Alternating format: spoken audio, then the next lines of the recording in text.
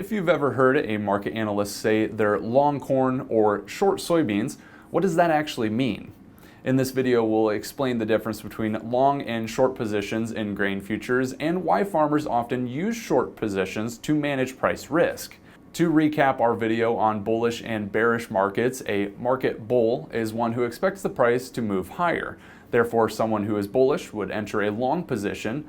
Meanwhile, a market bear is one who expects the price to move lower. So if they wanted to enter a futures position, they would short the futures. When you buy a futures contract, you're taking a long position.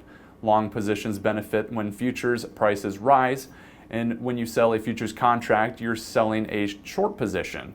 Short positions do benefit when future prices fall. Grain and livestock producers can use long and short positions to achieve various results. When entering a long position, a producer could benefit from a price increase in the futures market, whereas entering a short position means they would benefit if prices decline. For example, suppose a December corn futures are trading at $4.30 per bushel.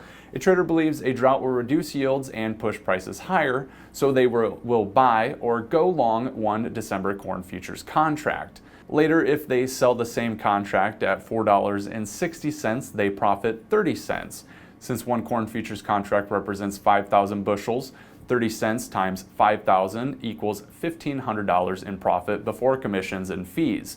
If prices had fallen to $4.10 instead, the trader would lose 20 cents per bushel or $1,000.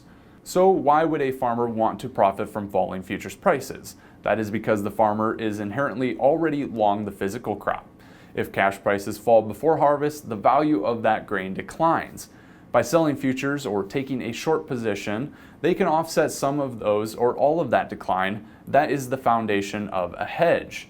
Farmers and grain elevators often short futures to hedge grain, whereas feedlots, ethanol plants, and other end users use long futures contracts to hedge against rising grain costs.